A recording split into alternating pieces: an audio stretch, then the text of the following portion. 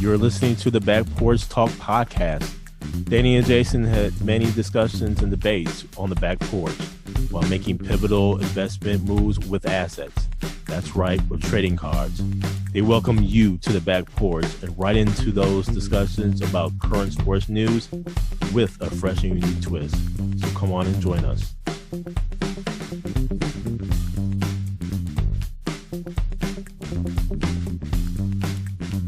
Welcome to the Back Porch Talk podcast. I'm your coach, Jason. It's your co-host, Danny. And fans, we have a very special show for you today where we'll go ahead and talk about NBA free agency. And then we'll get into just a little bit about the Olympics. Football season, preseason has actually started. And then we have an interesting trading card scenario. We haven't done one in a while, so this is going to be interesting. But first to the NBA free agency, Danny. And oh boy, a whole lot has been happening, man. A whole lot has been happening. Let's just start with the teams that were in the finals and where the Phoenix Suns, Chris Paul signs a contract where has agreed to a 4-year deal worth up to $120 million. The Milwaukee Bucks is making a whole lot of moves, man. Making a whole lot of moves. Unfortunately, PJ Tucker is no longer Milwaukee Bucks, and I think that is due to a luxury cap casualty. And then you have the likes of, from what I'm hearing, actually a trade by the Milwaukee Bucks, and where they have sent Sam Merrill to the Memphis Grizzlies for Grayson Allen. And man, gonna miss Sam Merrill. Didn't really get a chance to see him on the court. I was hoping to see what he would look like on the court and getting those minutes. But I think what we're seeing here is an arms race, Danny.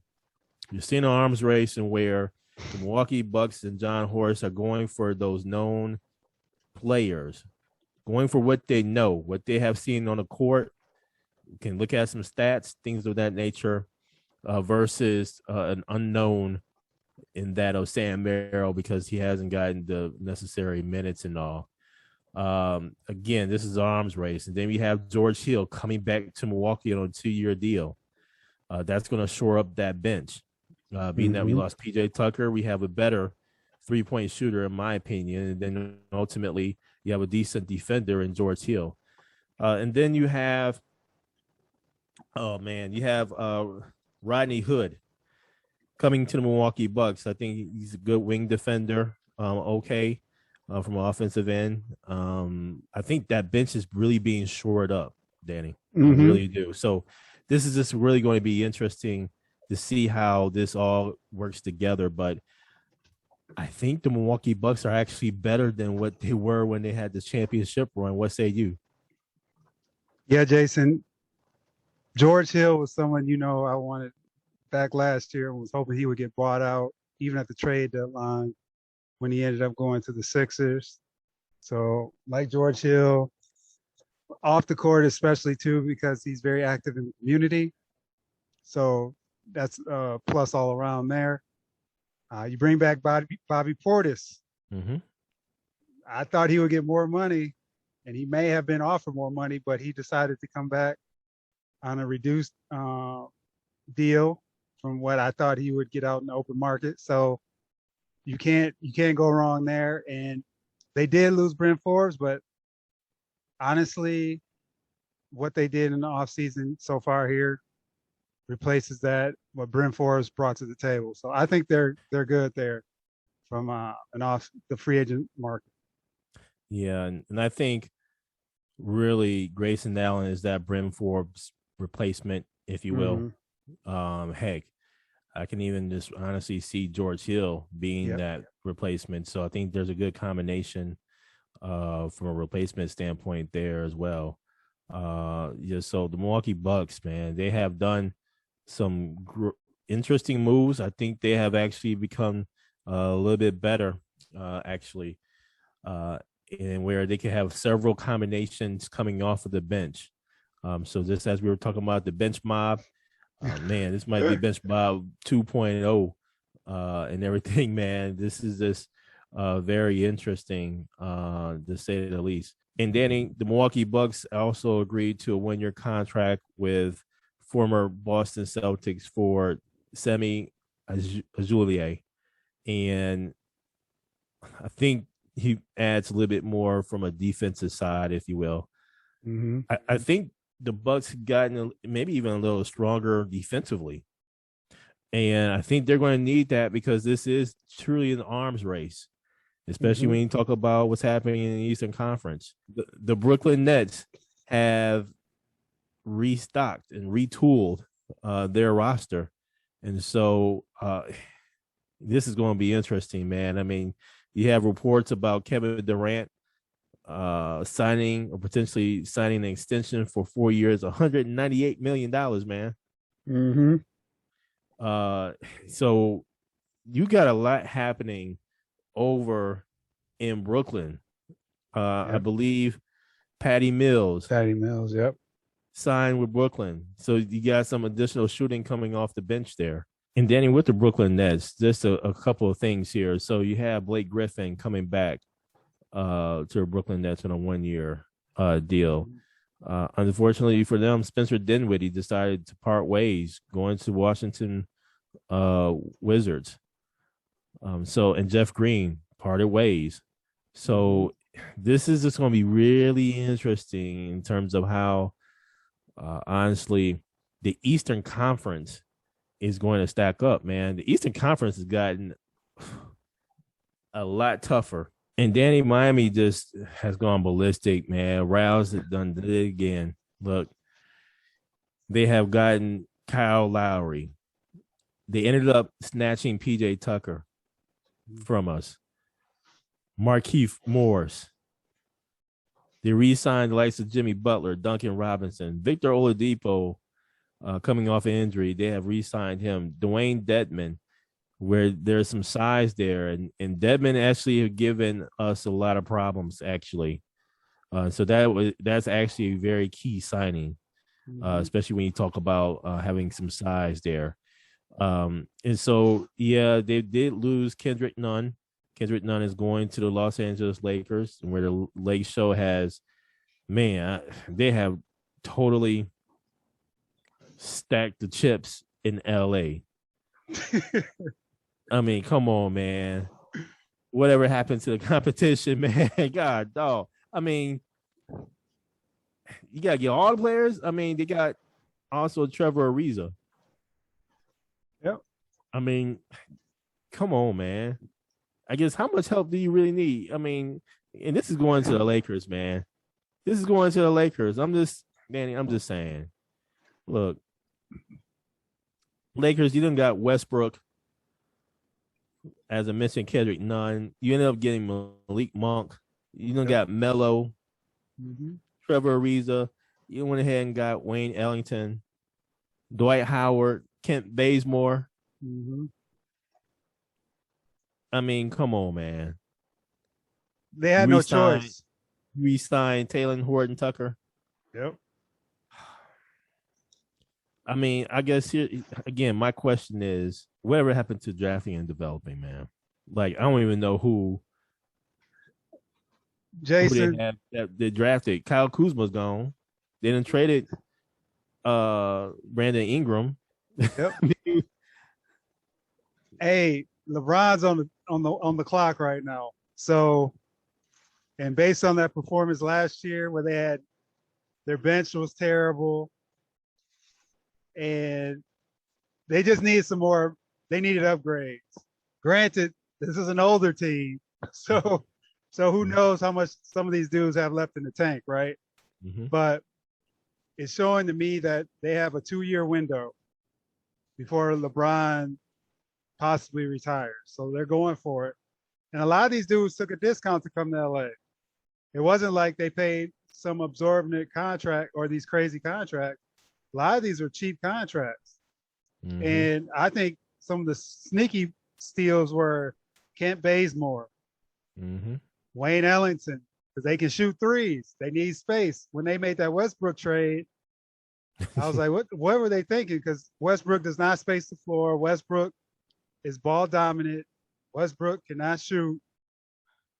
from the outside consistently. You're right about that. You know my thing about Westbrook, man. Now he gives maximum effort. Yep. But let's be real, man. Westbrook can't shoot, like you said. He cannot shoot. So that's where I was a little worried with them. But then all these additions they made, there's space in the floor. And then the Dwight Howard move, which they shouldn't have let him go last year, or JaVale McGee. That was my bad on their part. But bringing him back to help down low because their perimeter defense is going to be lacking. That's probably an understatement. So they needed someone to protect the rim. Danny, what do you think about the New York Knicks and the moves that they've made? I mean, the Knicks went ahead and actually got Kemba Walker. Mm-hmm. And then they signed Evan Fournier to a deal here. And then they re-signed the likes of Julius Randle, Derrick Rose, Nerlens Noel, Taj Gibson, Alec Burks. So they re-signed those individuals, those players, but the addition of Kemba Walker, did the New York Knicks get any better? I think they did from the backcourt perspective because the Fournier deal helps them a lot. And then you get better guard play out of Kemba Walker. Hopefully, this is all contingent upon him being healthy. Mm-hmm. So if he's not healthy, then it hurts you, obviously, because you're dependent on him to run the backcourt. And then you got D Rose coming off the bench, which doesn't hurt at all. So you need Kemba healthy, and then that's definitely an upgrade from the backcourt perspective. The Philadelphia 76ers, a competitive team that, man, there's just a whole lot of rumors swirling around Philadelphia 76ers land right now, man, especially when it comes to Ben Simmons. But they went ahead and added Andre Drummond. Mm-hmm. Them adding Andre Drummond, to me, is an indication that they're trying to definitely get rid of Ben Simmons, because there is absolutely no way you can have Embiid, Andre Drummond, and Ben Simmons in there. Come on, man. Come on, man. That lane would be cluttered with just a whole lot of bodies. Like, it would be cluttered with those three, and it would be cluttered with the five on the opposite side. Because, man, I would just dare everybody just to shoot. Like, you only got two people to really guard. So, I don't know what they're doing here in Philadelphia 76er land, man. I really don't. They did re-sign Danny Green to a 2-year deal. Danny, I feel confident that we can beat the Philadelphia 76ers. When you trade, if and when they trade Ben Simmons, I'm interested to know who they would actually go ahead and get at this juncture, really. I just don't know what they're doing in 76er land. And let me ask you this, Danny, is it too late? Is it too late for the 76ers to trade Ben Simmons? I think right now, based on the rumors, their asking price is too high for him. Mm-hmm. So I still think they have some time because training camp doesn't start until September, late September, early October. So they have time, and if a team brings him in, he has time to get adjusted to the system and everything. So I think they're all right. But the closer you get to the start of the season, the more likely he's going to be sitting in a 76ers uniform. So either have to bring that price down or just live with Ben Simmons for another year. Interesting take here, man. I'm interested to see what's going to happen with Buddy Hield over Sacramento. I wonder if that may be a possibility there with Ben Simmons trade, along with some draft picks, and probably another player or two. But I don't know what Philadelphia is doing. I think people are going to be satisfied with their roster as currently constructed. I don't see a whole lot of player movement, quite honestly. And how difficult would that be for Ben Simmons to go back to the Philadelphia 76ers at the start of the season or at the start of training camp? How difficult would that be, man? And how unless he's shooting right-handed. If he switches hands, yeah, then people will be intrigued by him because that means he's been working on his game. Yeah, and sure enough. He mentioned that after the playoffs this past year that he was thinking about trying to shoot with his right hand to see if that makes a difference in his shot and gives him some more confidence. So if he goes to his right hand, someone sees him out there shooting with his right as his dominant hand, then I think Philly would love to have him back because that's what's been lacking, man. He doesn't shoot. Mm-hmm. He doesn't have confidence. So they need him to make free throws, similar to Giannis, if you think about it.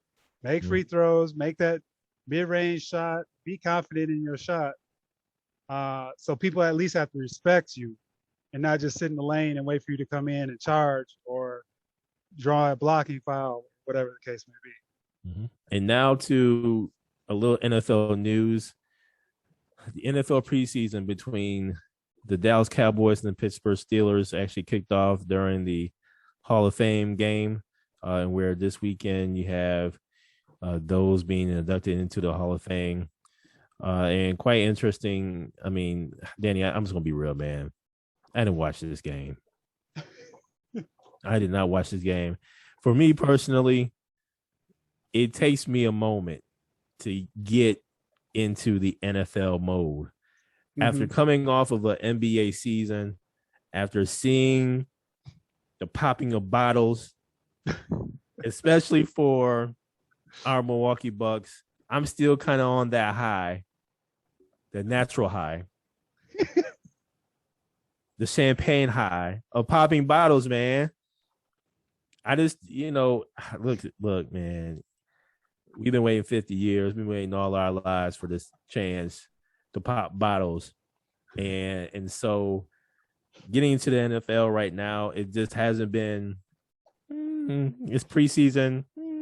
The stars weren't playing. They don't want to play preseason. And they have 17 games in this NFL season in 18 weeks. So not until we honestly probably get into the beginning of the season, that's when I'll really start getting interested in. Of course, I hear what's been happening. Of course, I hear what players have been moved or where they're going, et cetera. So, yeah, we'll see what happens, man. But in this particular game, it seems like Pittsburgh Steelers went ahead and won 14-3. Again, Danny, that's got to be real, man. I didn't watch this game. I was too busy watching the Olympics. Yep. I was too busy watching the Olympics, man. I mean, Olympics only comes around every 4, in this case, 5 years. And there's just some gold medal matches that was happening. So I was more so focused in on that. What say you, Danny? So, Jason, I did watch a little of the game yesterday because I was curious to see Najee Harris with the Pittsburgh Steelers. And he actually looked pretty good, his first game as a rookie. And also for the fantasy football in me, guys, just check out some things in preseason. Not watching every game, but you just want to see how these rookies, because you think about last year with COVID, we didn't have a preseason. So a lot of these rookies we didn't really get to see until the season started, which I think hampered them a little bit because not having that live action until the regular season, it put them behind a little bit. So at least this year they're able to go out there and compete, and people can see from a fantasy perspective and from your team's perspective, how do these rookies look? How do these new additions look? How do they play together? A lot of the stars, like you mentioned, probably will sit out the preseason just to avoid injury. So, but it was good to see football on, but I only watched it for a little bit as well because, like you mentioned, man, Olympics last night, there were some gold medal races or some finals races that had to check out, man. So the 400s and 800, it was a lot going on last night. And let me correct myself. That was 16-3. Pittsburgh beat the Dallas Cowboys. But, yeah, let's get right into the Olympics, man. Danny, yeah, like you said, Olympics was on fire, man. I ended up watching the A team, the women's volleyball, Mm-hmm. beach volleyball, actually win gold. Man, that was an intriguing match against Australia. Yep. And so yeah, I ended up watching that. Then of course I watched track, where man the Bahamas is coming on through, man. I mean, wow. In the 400, there's just been some fast times. This is a fast track. For those of you who don't know what a fast track is, I remember my high school days, Danny. You could tell Uh-huh. when you start kind of when it's like a little cushion, not too much cushion, but Yep. enough cushion that it kind of relaxes your legs a little bit, massages your legs as you kind of bounce off of the track. Mm-hmm. That's a fast track. I probably ran on the fast track a handful of times back in the day. I could tell that was a fast track because in qualifying rounds throughout the track competition, I saw a lot of people, a lot of runners, especially sprinters, they were bouncing off the track, man. And I was like, yeah, you want to get some fast times. I mean, look at the 400-meter hurdles. Whew. Come on, man. Both men and women. Come Yes. on, man. It was just bonkers, man. And I think, honestly, between the 400-meter hurdles for both men and women, the 800 meters for women, Mm-hmm. I think we're going to see a lot of new talent going into those two events. Because when you have someone who is breaking a world record in the 400-meter hurdles, and where it looked like they were running the 400, that says a lot. You are not lying. And so I think a lot of people are going to look at that and really, act like they're going to do the same thing, Mm-hmm. or try to, do the same thing. So man, this was amazing last night, man. What say you? These last few nights, we mentioned in our last podcast, I always look forward to the track portion. One upset was the USA men's relay team got put out Come on, in the man. prelims when they Come had the on, bat. man. They had the handoff, but they kind of jammed up each other, and then they fell too far behind, couldn't make up the difference, and ended up getting put out of the Olympics. So that was definitely a surprise. I felt sorry for him, man, because you work what's been 5 years now to get to this moment, and something like that happens where you almost run into each other as a bad handoff and costs you the chance to go to the semis and ultimately to the finals. Yeah, so that, and then Allison Felix last night tying Carl Lewis's record for 10 medals, Olympic medals. So that was awesome. She still has a chance for one more, I believe. So she can own the record. So that was pretty cool. And then one thing from the basketball, I know they play tonight, is KD becoming the all-time scorer for USA basketball. So he broke that during this Olympics. So that, congratulations to him as well, because there are some names on that list. So he should be proud, man. And speaking of Carl Lewis, he tweeted out after the men did not make the 4x1. He tweeted the following: the USA team did everything wrong in the men's relay. The passing system is wrong.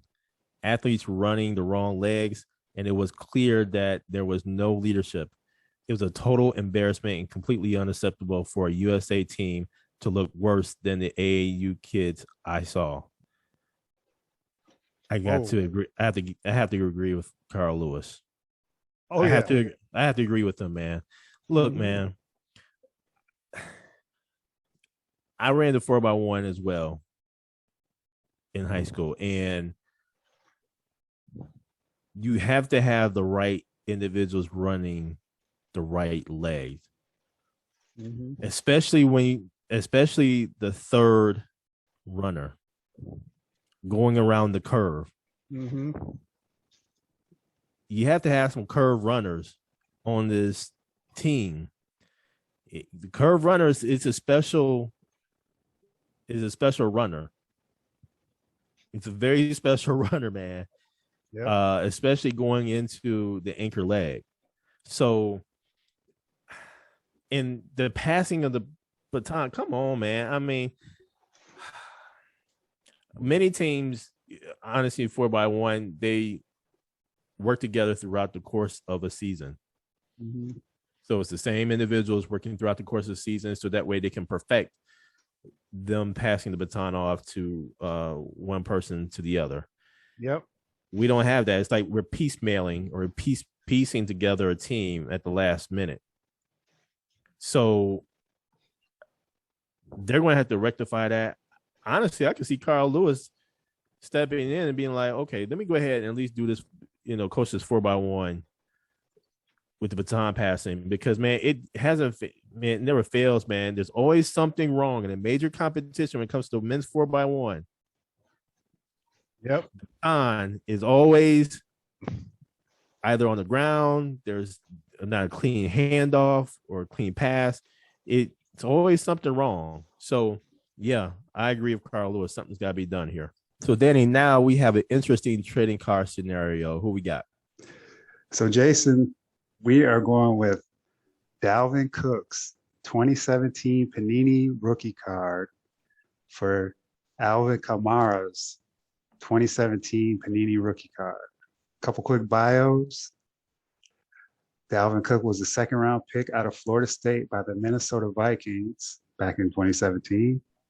And Alvin Kamara was a third-round pick out of the University of Tennessee by the New Orleans Saints. Dalvin Cook has 2 Pro Bowls so far, 3,600 yards rushing, 33 touchdowns, 1,275 yards receiving, and 3 touchdowns. Alvin Kamara has he's a 4-time Pro Bowler, 2017 Offensive Player of the Year. He has 3,340 yards rushing, 43 touchdowns, and 2,800 yards receiving, and 15 touchdowns. So, Jason, who do you want in your portfolio? Danny, this was an interesting trading card scenario, man. I've been going back and forth on this. And this has been a difficult one. It really has been. Dalvin Cook, Florida State. I mean, those highlights are unbelievable, man. Those highlights are unbelievable, man. Dalvin Cook from Miami was decided to go to Florida State. That alone is interesting decision itself. Danny, as I dug a little bit deeper into the stats and the situations that these two players are in, I look at especially Alvin Kamara, who he played for and who he played with. I mean, Drew Brees at the helm. And in looking at the stats rushing wise for Kamara, 728 yards as a rookie, 883, 797, 932 yards. But you have to think about the offense of the New Orleans Saints at the time. And, man, this is yards from scrimmage. The yards from scrimmage for Kamara has been up over 1,000 yards each season he's been in the league. 1,554 in his rookie campaign, 1,592, 1,330, 1,688. I mean, Kamara is a offensive weapon in that offense. It's going to be interesting to see how he does with the new quarterback. Mm-hmm. And so I don't know. Now, looking at Dalvin Cook, though, I mean, Dalvin Cook is no slouch. He's no slouch. But he's more so on a rushing end. So different offenses. Yep. Okay, so when you look at Dalvin Cook rookie campaign, I don't know what the hell the Vikings were thinking here for only giving him 354 yards. His rookie campaign, but it rose to 615, but then he turned it on. I think he got injured there. Yep. But he turned it on in 2019 with 1135. And then 2020, 1,557 yards rushing. Mm-hmm. And oh, by the way, he's no slouch either when it comes to scrimmage yards. I mean, in 2020, he had 1,918 scrimmage yards. That is bananas, man. So I think you have to look at the different offenses. And oh, by the way, the Vikings had Kirk Cousins. So think about that for a moment. Drew Brees, Kirk Cousins, the offenses. Mm-hmm. So this is interesting enough here. And I'm going to have to go with, and I, in no way, being a Packers fan, I am in no way a fan of the Minnesota Vikings. Mm-hmm. But I'm going with Dalvin Cook on this one, man, because the promise and the potential is there. I think the upswing of his career is there.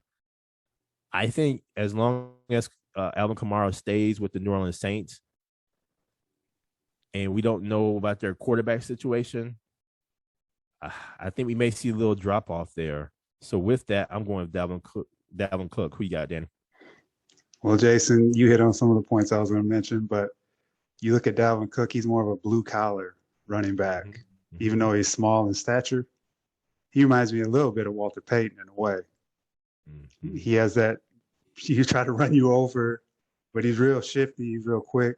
Mm-hmm. And you got to think about, you mentioned Kirk Cousins, but he also had like Sam Bradford and some other, Case Keenum, I think was another quarterback. So he hasn't had the most stellar quarterback play, and their offense is not the great. It's very slow and methodical. But last year they picked up a little bit because they got Justin Jefferson in the fold. And then if you look at Kamara's more flashy. But you saw a couple signs last year when Taysom Hill took over, when Drew Brees had those rib injuries, where Kamara slowed down to a halt. And he didn't have, and you got to think about in his career too, he had Mark Ingram with him. So it's like a thunder and lightning type combination where Dalvin Cook is the featured back. Mm-hmm. So from a card perspective, I think Kamara's card at this time will have more value just because Dalvin Cook, he's with the Vikings and he's not really flashy. He just goes out there and just does his thing and puts up crazy numbers. So people don't really know him. So from a card perspective, I want Kamara now. But I agree with you down the line.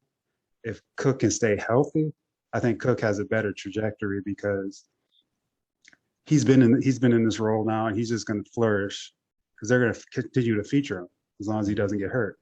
Kamara, you just don't know what you're really going to get. So I'm saying point in time is Kamara, but down the line, I think it's Cook's card. So I'm going to say Kamara in this scenario just due to recency bias and his flash, and people know him more than I would say Dalvin Cook at this point from a national perspective. I got to go with Dalvin Cook, man.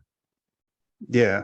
Like I said, man, Dalvin Cook's a featured back. I just think Alvin Kamara has the flash and dash, but we'll see this year and even next year with the Saints. I'm hoping you're right because I'm a Falcons fan, so I hope the Saints fall on my face. But but you'll see because he's always had like Latavius Murray and Mark Ingram with him. And can he do it by himself? There you have it. Thank you for joining us at Back Porch Talk Podcast. You can also join us on Twitter by tweeting us at @back_podcast. For more information, you can go to our website, which is backporchtalkpodcast.com. You can also email us at backporchtalkpodcast@gmail.com. Again, thank you for joining us, and remember that there's enough hate in the world, so go ahead and spread a little love.